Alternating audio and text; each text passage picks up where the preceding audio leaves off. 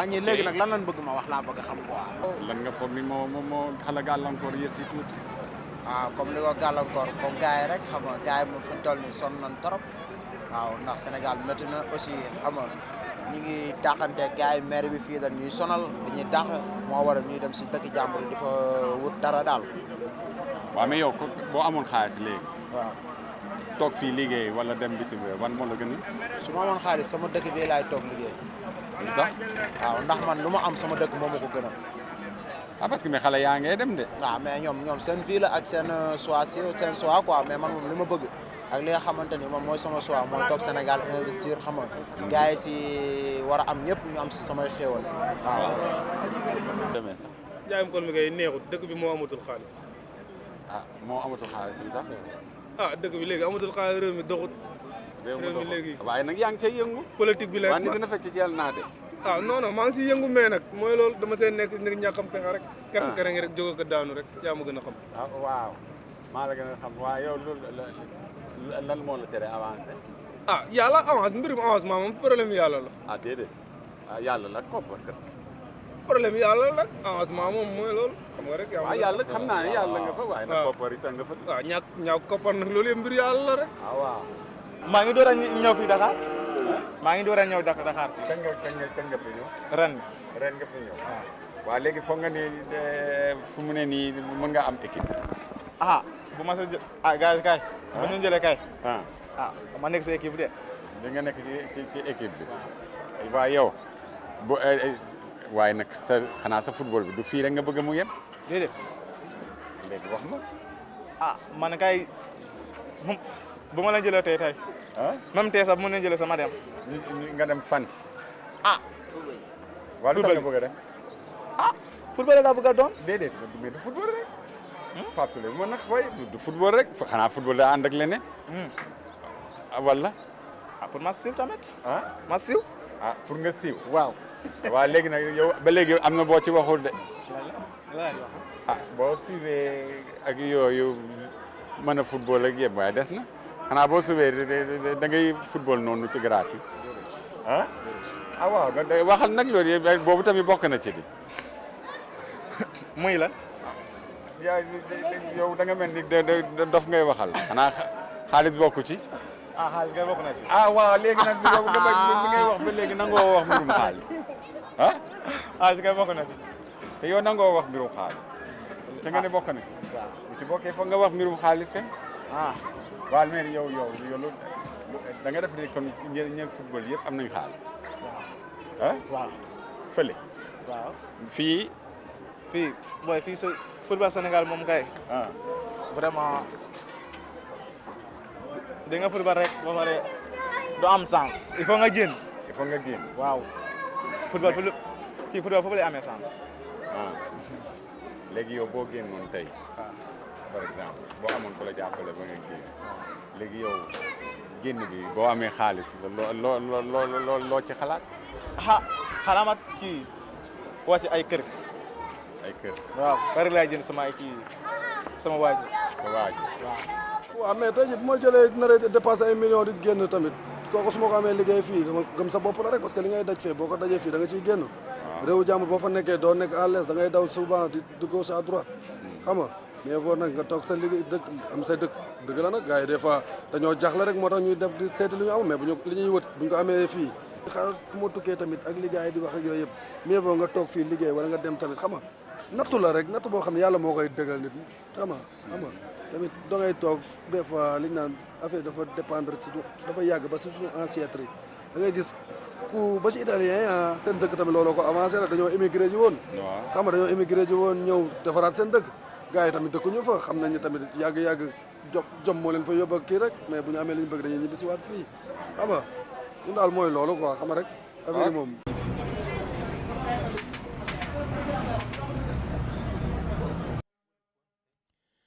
Touba li abdil muridil saadil lahumu bi xidmatil aw bi hubbin aw adiyaati Touba li abdil muridil saadihin lahumu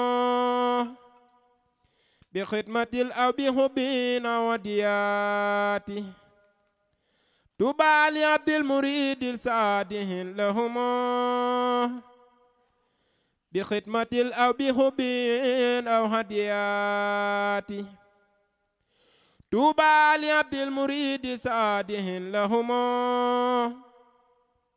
بخدمة أو بحب أو هديات طوبى لعبد المريد الصادح لهم بخدمة أو بحب أو mais nag dëkk bu sàmm la aussi du dëkk boo xam ne xëy na usine am na fi yu ñuy liggéey mbaa dara te ñëpp a ngi tedd. mooy yor Sénégal ñu ngi ko sanc 1886 boo ko calculé ak léegi ça fait téeméer at ak fukk ak benn booba ak léegi ki ko sancoon barki démb la fi doomam jógee kon beneen comportement la Touba yor ci adduna bépp mooy dëkk boo xam ne bii itam population bi fi dëkk kenn du fi fay ndox lépp sëriñ bee ko yor du beneen dëkk ci àdduna nag booy dem buñ lay fay ndox amul fii doo nga la am gannaaw capital ba ca dëkk Dakaaru dëkk bi moo cëpp nit moo cëpp population boo fàttali ko 1980 ba premier président bi di bàyyi di tàggoog sëñ Abdou Lahad mi ne woon fii da ko ne woon Touba ba may jël réew mi indépendance 1960 ak léegi Touba yokku na fi lu mat fukki yoon te liggéeyu murid yi ñoo ko waral coono xoolal kër gi ngay yaakaaroon waaw gii nun ñi dëkkunu fa fa la ñu añee fa la ñu naane warga fa la ñu naane café waaw te doxewul fu dërëm te dëkk bu dëkk la moo xam ne amul bidon bii te dëkk boo dem ci àdduna am na fa lu ne amul fii nag quartier boo fi gis doo tisee nañ ko lépp nga dafa war a am na amul benn quartier bu ñu la di jógul amul du tëb dal moom da ngay ñëw ñu dagal la kër may la te kenn du la ko jaay waaw boo demee ca fañ buñ nga maye dañ lay may te kenn du la ko jaay. jërëjëf waaw dama lay sànni tuuti ci Touba. waaw Touba dafa doon dëkk boo xamante ne bii daanaka mën naa wax ne lu ne ku ne la lépp yi ñëpp. ku judd ku ne. te ngay doomu aadama am nga fii cër. boo xam ne sëñ Touba moom moo la ko baddil. ndax yàlla suñu borom fi toll nii sëñ Touba la jox njaboot gi. balaa ngaa xam li ma la wax nii. xaaral bañ dem ba fa ñuy fayee jëf. bàyyi wax nga xam li ma la wax. kon moo tax Touba jëmm ju ne am nga fi cër. jëmm ju ne boo juddoo tamit war nga fee mën a ñëw. jël si sa cër ndax cëpp suufu Touba rek. day tax a texe. ndax sëñ Touba dana woon sax ku fi teg sa tànk sa yaram araamal na sa wara nit ñee dem sax ba amaana bànneex sax. jàpp leen bañ fàtte loolu. kon dëkk boo xamante ni bii daanaka mën naa lu ne ku ne lépp yi ñëpp. waaye ñëw fi rek jàkkaarloog Lamp Fall Babil Mouride diina bi rek. kooku xéwal yàlla suñu borom la surtout nag nga dugg fi. xam li nga xam ne mooy bëri bi ci biir ndax mboolem sëriñ ñëpp a ngi ci biir. mboolem sëriñ yi ñëpp a ngi ci biir barab boo dugg. fekk fa kii mbaa nga fekk fa kii. mbaa nga fekk fa kii. mbaa nga fekk fa kii. mbaa nga fekk fa kii. mbaa nga fekk fa kii. kon dama ne maanaam kon Touba. lu ne ku ne lépp yi ñëpp. xéwalu yàlla suñu borom la. waaye li fi nekk tamit amul ci meneen réew wër na suñ Touba. xanaa dund nga comme ni ñëpp rek yor sama njaboot di sëy ak di xëy di liggéey di wàcc su ma wàccee nekk ci sama kër di toppatoo sama njaboot ndax am naa ñaari doom su muy soxna Jaara ak soxna Sawaat waaw noonu laa def comme ni jigéen ñëpp di sëy rek noonu laay sëy def lu baax wax lu baax di toppatoo sama borom kër ak sama njaboot rek su ma xëyee daan ci doole bu ma wàccee ñibbi sama kër a ngi nii jege ba dee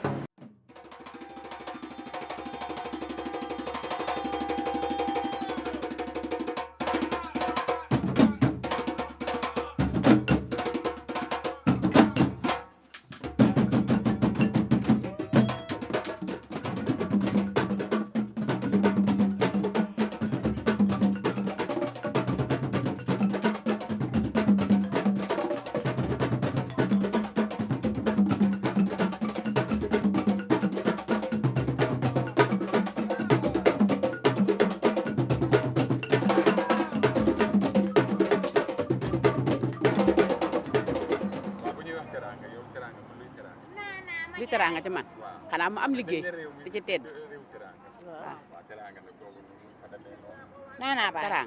xanaa ma am sama teraanga wala ma am sama liggéey di ci tedd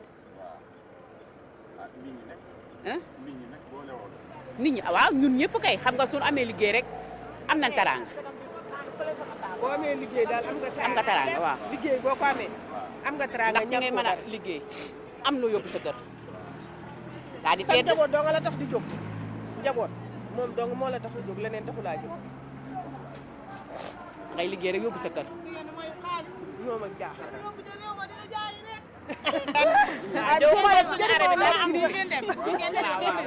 dañu jox dañoo bëgg a jaay doomu da ngeen ñuy jaay ñooñu defalu ñu dara dañoo jënd dama ñu ne da ngeen jënd ba pare da ngeen waroon a jox kado bi ngeen ñëwee ñun am nañu xaal am mango bu ñu ñëwee suñu taabal dinañ leen waxal lu leen normal ndax ñun jàng nañu ñu jaay leen mango waaye bu ñu jànguñu waaye dina nam na bi waaw aw Fall jànguñu waaye dina nam na bi Sénégal xanaa sonn rek metti fu kenn dimbali waaw amuñu benn ndimbal suñu doole bopp la ñuy jóge ci la ñuy jóg di daan di jënd mango yi ñëw fii pour am ci dara liggéey yóbbu kër ga def ci suñu njaboot waaw moom ngay jàng moom jàngul de lu tax jàngul xanaa ni ma jàppale ci njaay mi ci njaay mi rek waaw ndax xale ca kër ga ak li war ci njàng mi yoruñu ko waa kii suba xanaa moom bëggul toog bureau moom xanaa suba bëggul toog bureau su bëggee toog bureau maanaam te amoo kër ga demeewul noonu itam est-ce que saako bu di fu dina taxaw amoo moyen bu pour mu mën a jàng ba dem toog bureau loolu moo tax nga xam nga xale bu mel nii nekk di jaay gënalu la amuñu courant amuñu dara amoo doole fayal ko mu jàng ne saako bu di fu du taxaw saako ceeb booy natt di natt ba yàgg day tëdd bu jeexee waaw mi ngi doon nag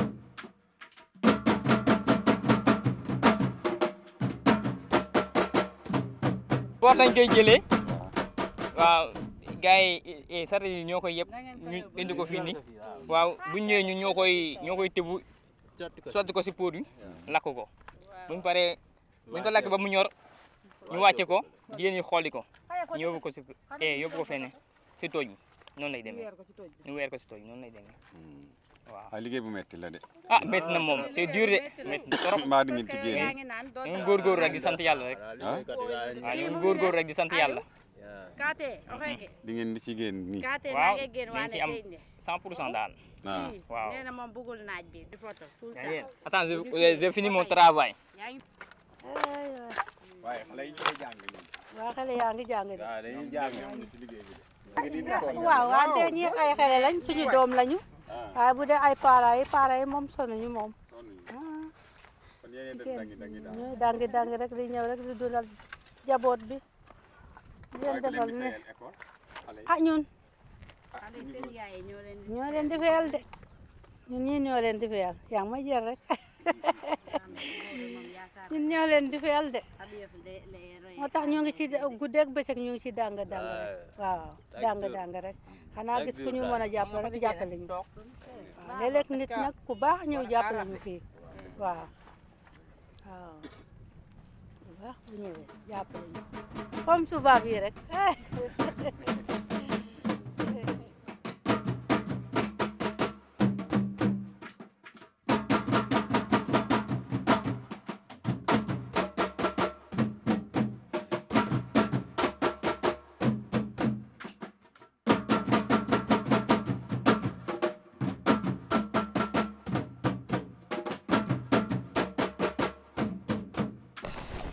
C'est un cimetière mixte. Wow.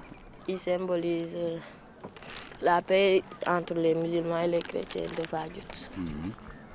Comme le dialogue christiano-islamique.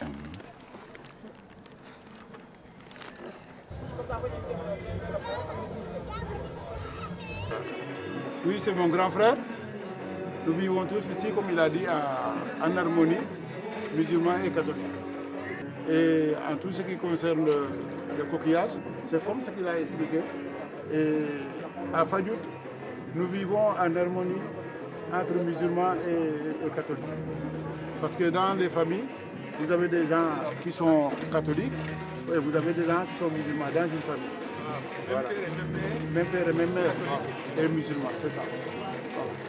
Donc nous n'avons pas de problème. Quand nous restons ici, par exemple, quand il y a un enterrement, par exemple, d'un musulman, la plupart du temps, les catholiques sont plus nombreux que les musulmans pour accompagner le défunt. Et ainsi, les musulmans aussi, ils nous accompagnent. Et nous vivons ensemble. Vous voyez, par exemple, la fête passée, le Pâques. Nous, on fait, par exemple, ce qu'on appelle le ngala ici, et on donne aux musulmans. Et la fête de Tabaski, les musulmans nous envoient de la viande. C'est comme ça. On n'a pas de problème. On n'a pas de problème. Maintenant, pour les commentaires, là, vous êtes devant le plus gros baobab du Sénégal. Il fait 32 mètres de circonférence et il a 850 ans, 8 siècles et demi. Et avec ces feuilles, une fois cueillies, séchées au soleil, rendues en poudre, nous le mélangeons avec le couscous sénégalais pour faciliter la digestion. Voilà. Tandis qu'au fruit, au départ, c'est une fleur blanche, fécondée la nuit par les chauves-souris, qui donne le fruit qui pend, appelé pain de singe. Vous en avez quelques-uns à la pendule là. Et avec son écorce, bien avant le développement de l'industrie cisale, il n'y avait pas de corde. Mais comme c'est trop fibreux, on s'en servait pour faire des cordages. Pour attacher le bétail, tirer l'eau de puits, faire des hamacs aussi, pour se reposer. Voilà. Tandis qu'à la sève, quand on en a une quantité, mélangée avec de la gomme arabica, ça nous sert de colle. Pour coller les tableaux ensablés que vous avez certainement vus chez les artisans, les tableaux de sable. Voilà. Et concernant son bois, vous le voyez costaud comme ça, mais c'est que des fibres superposées le tronc. Le bois est friable, quoi, c'est trop tendre. Donc on ne peut pas faire des sculptures là-dessus. Mais néanmoins, si c'est mort, ça nous sert pour fumer les poissons, tels que le capitaine, le barracuda et la sardine. Vous savez, en réalité, le baobab, ce n'est pas un arbre comme les autres. Et comme je vous le disais tout à l'heure, ce baobab nous servait de momifier les griots. Les griots, ce sont les troubadours. Les gens qui n'aimaient pas gratter la terre à cause de leur langue fourchue. Parce qu'on disait que si toutefois un griot mort enterré sur terre, là, ça perturbait la pluviométrie. Et la récolte ne sera pas abondante. Raison laquelle on les momifiait dans des baobabs pareils. Voilà. Et ces griots aussi, on les appelait les sacs à parole. Les sacs remplis de secrets plusieurs fois séculaires. Ils sont aussi la mémoire des hommes, parce que par la parole, ils donnent vie, fait et je suis roi devant les jeunes générations. Et quand il y avait conflit entre tribus, ce sont eux qui tranchaient aux différends, car ils sont les dépositaires des serments que les ancêtres ont prêtés. Voilà. Et pour eux aussi, l'histoire n'a pas de mystère. Ils enseignent aux vulgaires ce qu'ils veulent bien enseigner. Et là, ils disent toujours qu'un griot mort, c'était toute une bibliothèque qui brûlait.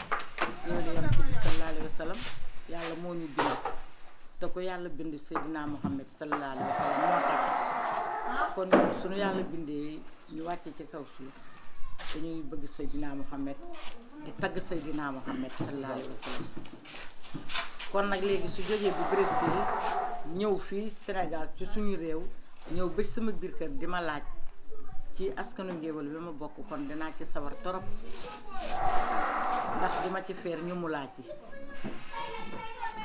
ñun ñoo bokk ci askanu Ngéwél bokk ci nag barkalla masalla bu dee sama wàllu yaay ñu ngi koy wax Seck jërë saax yaak Sala Mbaye sa jéngi pend mi ci mbéy taw ndaaru mi ci kawoon Samba Yacine Sey mi ci mbaw Samba Bakar ko dala fay dela ndambaaw bu dee sama waa kër baa ñi ngi naan góor a Fambaye diggan yaata mi ci Dagana loolu ñun mooy sunu culture ñun jëwal fii ñu nekk ci Sénégal tamit ku fi xewle rek fii tey ku baax danga ñuy woo ñu ñëw suñu ñëwee egsi dañ naan Samba Mbayaane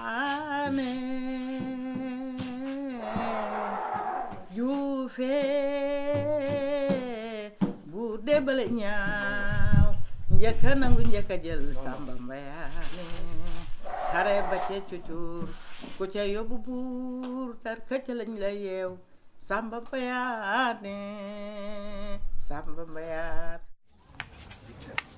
Samina mina waga waga Samina mina kankalewa Leader for Africa.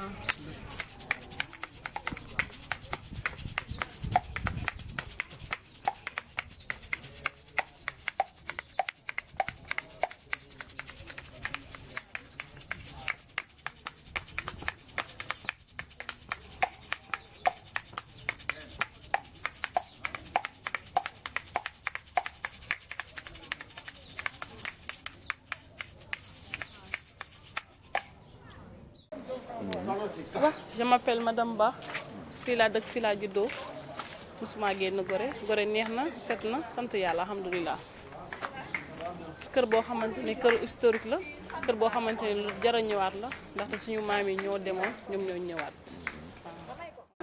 Oui, je me nomme Ibrahima Kambi. Je suis professeur d'histoire et géographie au collège d'enseignement moyen de Bargny. Donc nous avons l'habitude, conformément à notre programme, le programme de la classe de 4e veut que chaque année, que les élèves effectuent une visite au niveau de Gorée. Parce que Gorée représente beaucoup de choses. Donc ça, c'est une histoire que, en tout cas, les Africains, de manière générale, en particulier les Sénégalais, maîtrisent très très bien. Donc c'est un symbole pour nous Africains. C'est un symbole pour nous Sénégalais. Nous avons la chance d'avoir l'île de Gorée ici, qui est le témoin de l'esclavage, qui est le témoin du passé des Africains.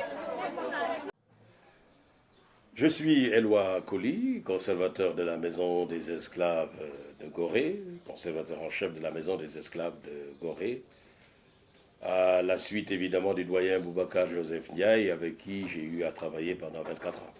Mais la Maison des Esclaves elle-même est devenue sans doute célèbre du fait de Joseph Ndiaye, qui, à partir de cette maison, a été amené à expliquer, à porter cette histoire de la traite négrière, à la rappeler au monde la fragilité des libertés.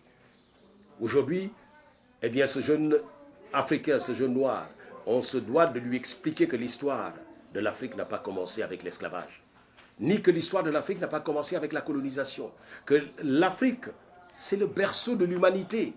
La réalité est qu'aucun scientifique aujourd'hui n'oserait contester cela. Mais que si l'Afrique a été le berceau de l'humanité et que le premier homme avait été sans doute un noir, eh bien, l'univers de ce noir ne s'est pas simplement limité à son Afrique, qu'il a beaucoup voyagé, qu'il s'est adapté aux conditions climatiques, qu'il est allé même jusqu'à changer de couleur de peau pour pouvoir résister au climat. C'est dire donc que nous sommes tentés de dire aujourd'hui que, eh bien, nous sommes tous des noirs, y compris les blancs. Voilà un peu le travail que nous faisons, et c'est ce qui permettra donc à nos enfants de regagner l'estime de soi que nous avons perdue. Donc il faut aller vers le processus inverse, aller vers la déconstruction, reconstruction.